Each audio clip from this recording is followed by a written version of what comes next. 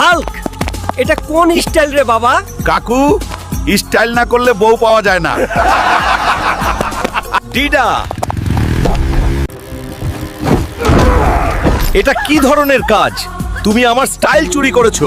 চল রে হাল্ক, পাশের বাড়িতে দাওয়াত দিছে, আজ বাড়িতে রান্না হবে না। ঠিক আছে দিদা, চলো খেয়ে আসি।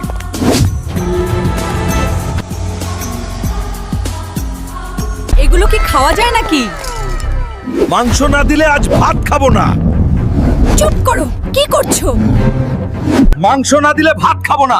মাংস ছাড়া খেলে আমার পাছা গরম হয়ে যায় সব সময়। তোমরা সবাই এখানে থাকো, আমি এখনই যাচ্ছি। বড় দেখে আরেকটা গরু ধরে আনছি, তারপর সবাই বসে পাছা ঠান্ডা করে মাংস দিয়ে ভাত খাবো। হাল্ক আবার শুরু করলো রে। এখানে তো বড় বড় গরু থাকে, এখন তো হালার পুত কাউকেই দেখতাছি না। এই হালার পুত, সিংহ দাঁড়া, নাইলে তোর মাঞ্জা ভেঙে দেবো। এই সিংহ, আমি একটা গরু কোথায় পাবো? আমাকে তাড়াতাড়ি নিয়ে চলো। এতক্ষণ কোথায় ছিলে শ্রদ্ধেয় গুরু? চল ফাংশন হাউসে যাই। সবার পেছন গরম হয়ে আছে, তোমার ঠান্ডা করা দরকার। আমি যাব না। ওহ, আমি বুঝেছি।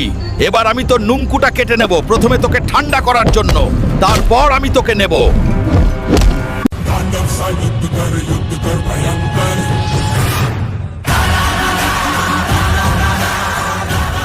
এইবার চলো গরু মহাশয়, অনুষ্ঠান বাড়িতে।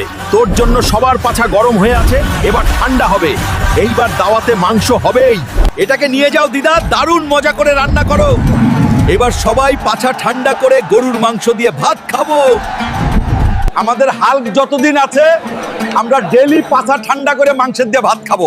হাল্ক থাকলেই টেনশন নাই। আমি হাল্ক আপনাদের সবার জন্য প্রার্থনা করছি, এই ভিডিওটি লাইক করুন, চ্যানেলটি সাবস্ক্রাইব করুন। আপনার ইচ্ছা 2 দিনের মধ্যে পূরণ হবে। হাল্ক সব সময় আপনার সাথে আছে।